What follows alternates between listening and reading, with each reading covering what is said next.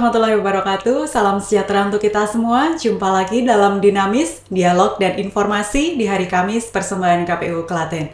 Nah teman pemilih, hari ini spesial sekali karena kita kedatangan tamu istimewa, yaitu Ketua KPU Provinsi Jawa Tengah, Bapak Handi Tri Ujiono yang sudah hadir langsung di studio KPU Kabupaten Klaten. Selamat datang Bapak Handi. Ya, terima kasih Mbak Vita. Bagaimana kabarnya? Alhamdulillah baik selalu. Alhamdulillah sehat ya. Sudah baru pertama kali atau sudah berapa ke kali KPU-nya baru pertama kali. Kalau kegiatan kan dulu paling pernah di Solo Raya tapi belum pernah di Klaten. Nah, berarti ini pertama kalinya ya, dan langsung kami ajak podcast nih ya teman pemilih ya. Ya, terima kasih. Baik Pak. Pak, kemarin ada kabar yang lumayan membanggakan ya dari Jawa Tengah ya Pak. Salah satunya adalah capaian luar biasa dalam Indeks Partisipasi Pilkada ya Pak ya, atau IPP tahun 2024-nya. Di mana KPU Provinsi Jawa Tengah ini berhasil meraih kategori tertinggi yaitu partisipatory. Begitu ya Pak ya? Siap. Nah, sebelum kita membahas lebih jauh nih ya teman pemilih, Pak Handi mohon bisa diberikan pencerahan dulu nih kepada teman pemilih terkait apa sebenarnya IPP itu, Pak? Iya. IPP itu adalah satu mekanisme penilaian terhadap partisipasi masyarakat. Tidak hanya kehadiran mereka di TPS.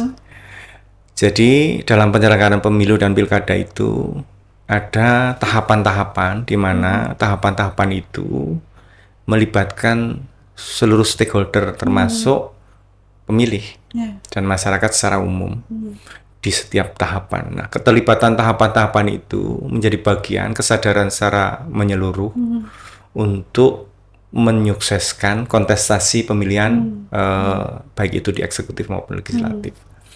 Nah, alat ukur yang digunakan adalah beberapa hal bagaimana kita bisa mengadministrasikan kegiatan-kegiatan kita yang melibatkan masyarakat berikut eviden begitu karena ada penilaian begitu kan ada variabel ini dipenuhi kemudian buktinya apa nah, di samping juga ada faktor terkait dengan kehadiran pemilih juga di TPS termasuk menjadi faktor tapi secara umum bahwa IPP ini menunjukkan peradaban masyarakat dalam mensupport suksesnya sebuah perhelatan demokrasi, yaitu pesta demokrasi pemilu maupun pilkada. Kira-kira bahasanya seperti itu. Okay. Jadi ya sebagai informasi teman pemilih bahwa pada tanggal 18 Oktober ya Pak ya, yang lalu KPU Republik Indonesia secara resmi telah mengumumkan indeks partisipasi pilkada ya.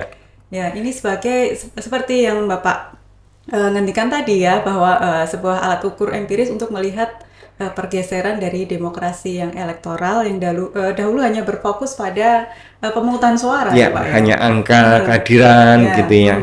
Dan kemudian menuju ke demokrasi yang partisipatoris ya Pak ya, yang menunjukkan bahwa ada keterlibatan warga negara di seluruh tahapan pemilu. Seperti itu gimana? Iya, kira-kira begitu. Dan tapi menariknya IPP ini juga menegaskan konsep juga electoral governance ya, bahwa pengelolaan pemilu bukan hanya milik negara tetapi juga menjadi ruang kolaborasi seperti itu ya Pak ya. Nah tapi Pak, kalau kita bicara IPP ya secara teknis ya Pak ya, tadi ada variabel-variabel tertentu ya Pak ya. Kemudian apa yang paling menonjol dari masing-masing aspek ini untuk KPU Jawa Tengah ini Pak? Jadi semuanya menonjol atau bagaimana? Jadi berawal dari kesadaran kita sebagai penyelenggara yang menjadi tulang punggung penyelenggaraan pemilu dan pilkada itu merencanakan sebuah konsep untuk melibatkan masyarakat sesuai dengan segmentasinya sehingga kita memformalisikan itu dalam perencanaan dan kemudian diimplementasikan di kegiatan-kegiatan yang melibatkan seluruh komponen. Artinya bahwa sesuai dengan undang-undang bahwa pemilu itu harus inklusif, tentu harus menyentuh seluruh segmen. Nah, tentu kebutuhannya berbeda-beda. Nah, di antara kebutuhan yang berbeda-beda itu, kemudian kita juga tidak hanya terpaku kepada soal budget atau anggaran, tetapi kita menunjukkan bahwa yang namanya partisipatori itu ada kesadaran. Kesadaran itu harus dirangsang dipancing dengan konsep-konsep kegiatan yang membumi. Yeah. Kira-kira kalau Mbak Vita ini segmennya kan nggak mungkin kita sampaikan dalam bentuk pagelaran wayang misalnya kan nggak, ya. Tetapi mungkin lebih ke mungkin konsumen TikTok atau Instagram, lebih menyentuh ke situ, termasuk ada transformasi tertentu untuk memperluas segmen itu. Dan juga mendasari demografi pemilih. Kita tahu 58% itu ya Gen Z dan juga milenial begitu ya, generasinya Mbak Vita begitu ya. Sedangkan kami di atas itu sisanya lah kira-kira begitu, yang kemudian kita harus mematahkan apatisisme masyarakat terhadap pemilu dan pilkada dengan cara yang beragam. Ini tentu juga mendapatkan feedback dari komunitas, dari kelompok masyarakat, dan juga dari stakeholder yang lain untuk memformalisikan, memaksimalkan bagaimana perwujudan demokrasi partisipatori ini bisa berjalan dengan baik, dengan mempertimbangkan sumber daya yang mungkin bisa kita olah. Gitu kira-kira. Memaksimalkan ya apa yang bisa. Apalagi kemarin kalau berdasarkan data pemilih ini kebanyakan anak muda ya Pak ya. Betul. Yang harus kita lebih banyak kita sentuh untuk pendidikan pemilihnya ya Pak ya. Tapi kalau dari sudut pandang Bapak ini, bagaimana Bapak memaknai keberhasilan Jawa Tengah yang berada di kategori partisipatori ini Pak? Iya. Jadi pertama itu ada kesamaan pikiran di antara seluruh penyelenggara. Jadi kita ada dari tingkat provinsi sampai ke tingkat bawah, bahkan mungkin sampai ke tingkat KPPS, Pantarlih begitu, itu ada kesadaran bersama bahwa pelaksanaan pemilu dan pilkada itu harus jauh lebih baik dari waktu ke waktu. Sehingga perlu bagi kita memformalisikan hal-hal yang kurang baik kita tinggalkan, kita modifikasi, dan juga kesadaran itu muncul sehingga masing-masing berinisiatif untuk mensukseskan dengan cara mereka, dengan cara sesuai dengan passion mereka. Format untuk menyampaikan pesan ini antara Kabupaten Klaten dengan Kabupaten Semarang, Kota Semarang misalnya, mungkin ada disparitas, ada beberapa hal yang berbeda. Sesuai dengan kultur, sesuai dengan segmentasinya, fasilitas lain gitu kan. Nah, ini masing-masing membangun, berkontribusi untuk mewujudkan sebuah bangunan partisipatori secara utuh di tingkat Jawa Tengah dengan plus minusnya masing-masing. Ya, tentu dengan keberagaman ya Pak. Keberagaman itu. Tengah, ya. Dengan tentunya kan Jawa Tengah ini sangat luas Pak ya. Dengan berbagai macam, walaupun misalnya sama-sama bahasa Jawa. Tetapi beda pendekatannya gitu ya. Iya, betul. Ya. Nah, kalau bicara soal keberhasilan Jawa Tengah nih ya Pak ya, tentu tidak bisa lepas dari kontribusi setiap kabupaten kotanya ya Pak. Termasuk di Klaten tercinta ini Pak, di tempat kami ya. Kemarin KPU Klaten sendiri dalam IPP berhasil masuk kategori engagement ya Pak ya. Dan bahkan menerima penghargaan dokumentasi pembelajaran Pilkada 2024 ya Pak. Nah, dari kacamata provinsi nih Pak, bagaimana Bapak melihat capaian ini Pak? Saya mengapresiasi betul bahwa sebagai penyelenggara itu bekerja harus dengan passion. Ketika bekerja dengan passion, soal apresiasi itu nomor sekian. Dan ternyata passion yang ditunjukkan oleh KPU Klaten begitu mendapat perhatian dari KPU RI sehingga mendapatkan penghargaan itu. Tentu tidak ada pekerjaan yang sempurna, tetapi saya meyakini berbekal hal ini menunjukkan komitmen dan juga soliditas. Itu dua hal yang menjadi nyawanya, marwahnya lembaga. Nah, soal penghargaan memang ini sesuatu hal yang saya rasa layak dengan hal-hal yang telah dicapai secara faktual. Di KPU Klaten, di Kabupaten Klaten tidak ada problem yang menonjol. Kemudian juga pelaksanaannya jauh lebih baik daripada pilkada sebelumnya atau pemilu sebelumnya, dan setidak-tidaknya menunjukkan kedewasaan masyarakat. Tentu partisipatori ini kan berangkat dari masyarakat lah, kira-kira begitu, yang kemudian terekam dengan baik, difasilitasi oleh KPU atau dikelola oleh KPU. Sekali lagi selamat untuk KPU Klaten. Mudah-mudahan hal yang baik diteruskan, hal yang kurang itu bisa diperbaiki di masa mendatang. Ya, tentu saja Pak. Nah, tapi kalau berbicara mimpi yang lebih besar nih Pak, yang tinggi Pak. Harus. Nah, apa nih Pak yang kira-kira perlu ditingkatkan oleh kami nih Pak untuk penyelenggaraan pemilu berikutnya? Iya. Yang pertama itu sesungguhnya kita memang harus merubah tradisi. Tradisi yang kita agak malu-malu untuk menunjukkan bahwa kita bisa. Itu menjadi bagian penting semangat kita. Kalau dulu mungkin sepi ing pamrih rame ing gawe begitu ya. Sekarang rame ing gawe dan juga rame ing publikasi, termasuk di medsos. Karena memang bagaimana orang akan tahu pekerjaan kita karena kita tidak menyampaikan itu ke masyarakat dan mendukungnya. Kemudian ada juga mekanisme bagaimana kita itu harus selalu bermetamorfosa dengan perkembangan. Kalau zaman saya misalnya komunikasi itu yang medsos itu yang paling populer Facebook misalnya. Sekarang mungkin agak ditinggalkan ya untuk generasi Mbak Vita ini kan mungkin Instagram, TikTok begitu ya. Nah, ini berkejaran dengan waktu. Artinya kalau kemudian kita tidak ingin dilindas oleh zaman, tentu kita harus bisa menyesuaikan itu.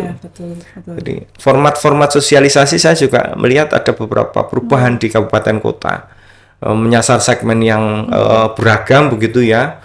Tidak hanya ngomong soal seni budaya tradisional, tapi kontemporer. Kemudian juga ada kayaknya juga ada semacam dalam tanda kutip kompetisi postingan di Instagram dan TikTok begitu. Ini sesuatu yang baru yang generasi saya 14 tahun yang lalu masuk KPU belum itu ada, Pak, ya?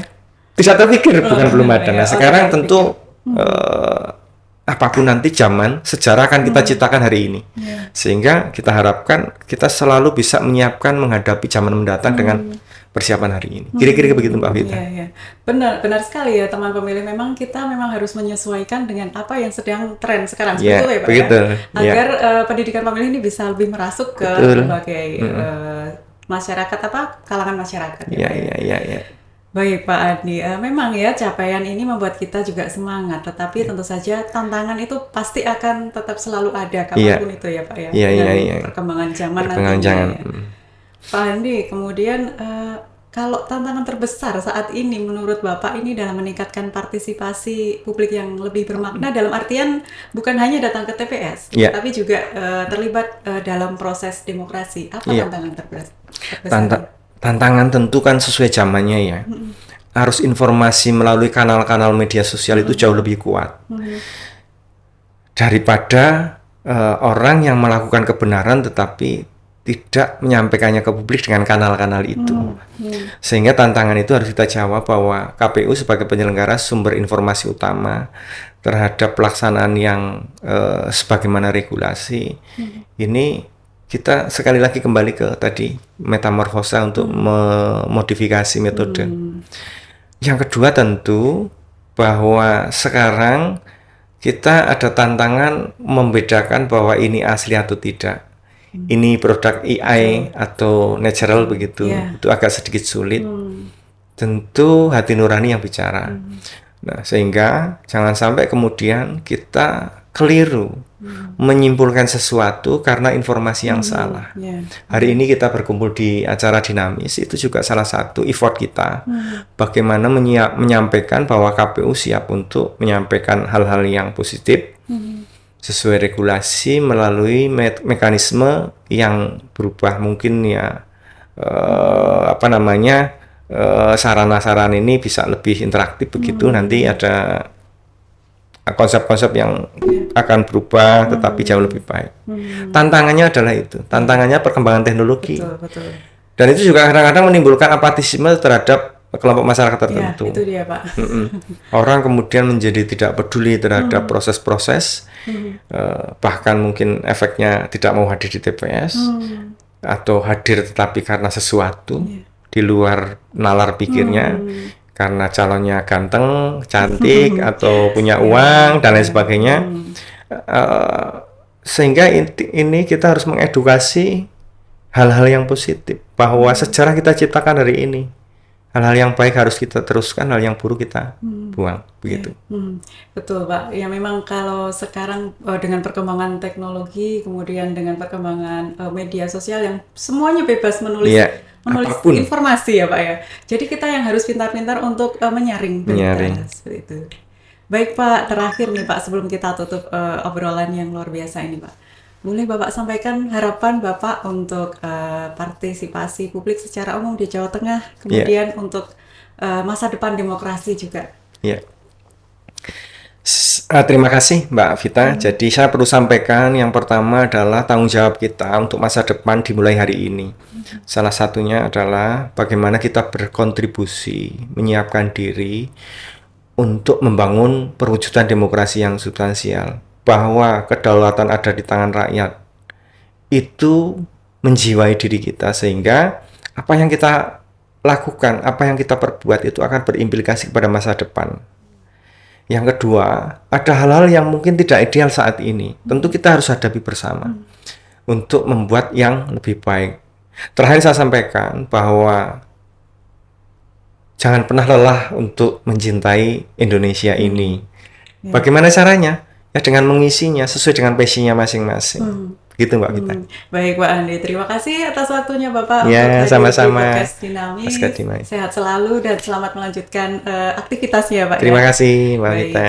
Baik teman pemilih, semoga prestasi Jawa Tengah ini semakin bersinar nantinya ya Pak ya. Begitu pula di Klaten tentunya. Semakin mantap menapaki demokrasi yang partisipatif, inklusif dan juga berkeadilan.